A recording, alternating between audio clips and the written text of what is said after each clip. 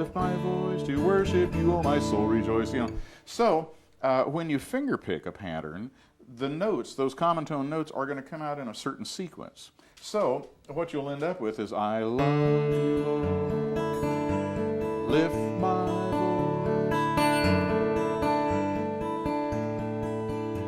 Now, when I do that, you can sort of tell it's got a dreamlike feeling to it. In fact, I've actually looked out at audiences, when I've been playing common tones, and I see them go, it's kind of like they're drawn in like a gnat to the flame. Some part of their brain is going, he's changing chords, but no, he's not. But how does he do that? Yeah, how does he do that? But anyway, there's something about that. It's just compelling. It draws you in, and isn't that exactly what we're trying to do in worship? We're trying to draw people in to join us. And so anyway, now let's go a step further. The problem with common tones, although it's a cool effect, you do it for very long, and it turns into Chinese water torture. You can only do that for so long until it becomes monotonous. So the secret is like play those common tones for a little while, just until they start to get monotonous, actually, and then break into something else, just anything, because that way it breaks up that monotony, and you go, oh, And then once you've done that, then go back to the common tones again. You just kind of go back and forth, this kind of ebb and flow thing, So you end up with, I love you, Lord, I lift my voice to worship you, oh my soul. Just get away from it, rejoice, and then back to back to the common tone.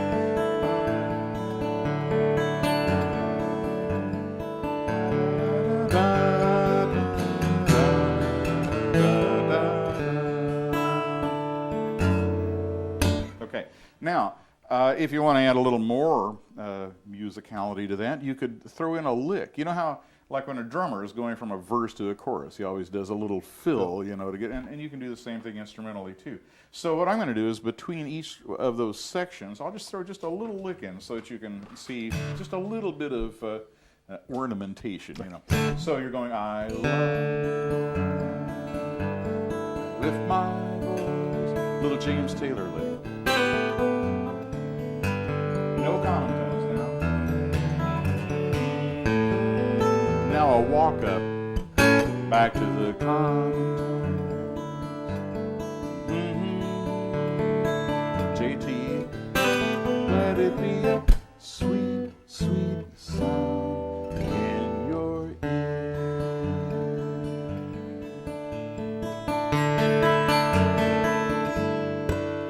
Notice how I use a little bit of dynamics to build that, and then kind of, all these little musical things to try to, and you can tell it's now not just I love you, Lord, it's now become an actual arrangement. Right. And so, that's a lot of what we're working on. But of course, that's not the only way you can do it. In fact, when I demonstrate this in the workshop where I have a little more time, I go through a lot of different ways you could do it. But let me at least hit one or two more quick ones.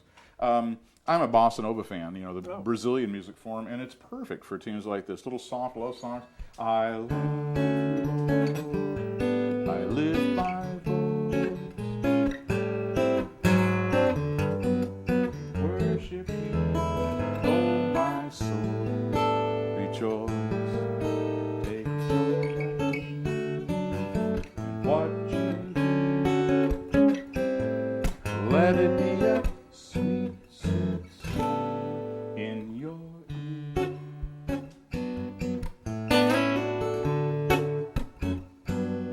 and so on. Or you could make the bass line kind of push, like, I love you, Lord, I lift my voice,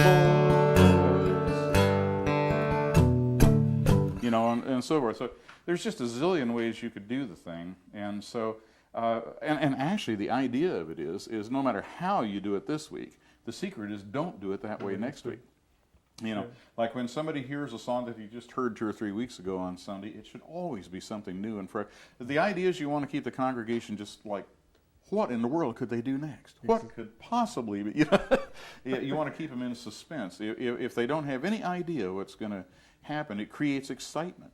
People will start showing up 15 minutes early for the worship service instead of 15 minutes late, hoping they'd miss it. So not all churches are doing contemporary stuff. Yeah. Well, what about the churches that do more the hymns and Yeah, that the kind of stuff? traditional stuff. Traditions are actually really nice. We kind of live in a world that's moving so fast that we don't keep a lot of traditions. And I think it's nice to have a touchstone that you can reach back to and see historically what music was like at this time period. And it makes us feel the permanence and the longevity of the Christian faith to go back and hear some of these old pieces. The problem of it is that the music itself, we've heard it so many times, and the style and everything has become trite and predictable, and they just need a breath of fresh air breathed into them, that's all. So how would you do that? Well, if you're going to take a tune like Amazing Grace, for example, the song itself is just a bunch of verses. There's no choruses or bridges or anything, and it's just 3 chords, Amazing grace, how sweet the sound that saved a wretch like me. I once was lost, now I'm found, blind, but now I see. And then we just repeat that over and over with the different verses. And musically, it's not terribly interesting, and it's not long enough to develop or anything, So to try to get more depth out of that, here's another little tool that we talk about in the Praise Guitar Workshop, is the relative minor. Every major chord has a relative minor chord. Every major key has a relative minor key, and every major scale has a relative minor scale.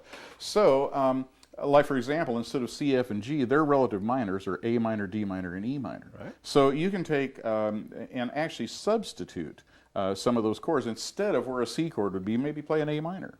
Instead of where an F chord, a D minor, and so forth. So you might go like, Amazing grace, how sweet the sound that saved a wretch like me. I once was lost, now I'm found, blind, I see.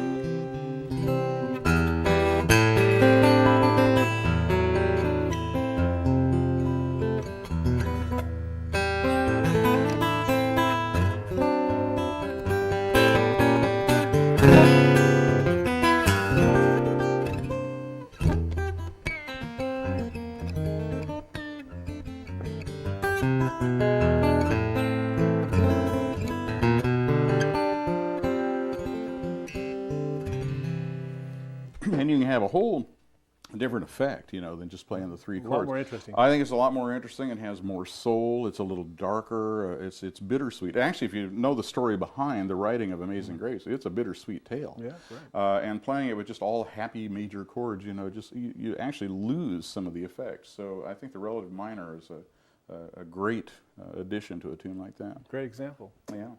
Right. Musical A lot of guys that are great guitar players tend to Right. be flashy just because they can be flashy. Right. Where I can see in your case, it's a whole different feel. Yeah, the complication of it, when you just play complicated for the sake of complication, you're just tooting your own horn, you're not really getting anywhere. But when you utilize the abilities that you have to try to bring out what the music is saying, to me that's just like a whole different thing. So yeah, I think it's real critical, particularly in Christian music, because we've actually got something to say.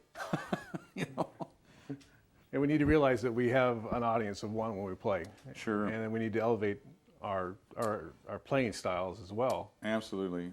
God certainly deserves our best, and we ought to give it to Him. That's goes without saying. And besides when we worship Him, putting everything that we've got into that, we're also being an example to others. We're not only trying to lead people in worship and everything, but people that come into the church, whether they're saved or unsaved or whatever, or they've been there forever, they just came in this week, we are representing the Lord to them. People judge Christ by Christians, and if we're up there just barely mumbo-jumbling our way through things, versus we're really engaged and solidly, striving for something in our, people can tell. They know whether you're into it or not.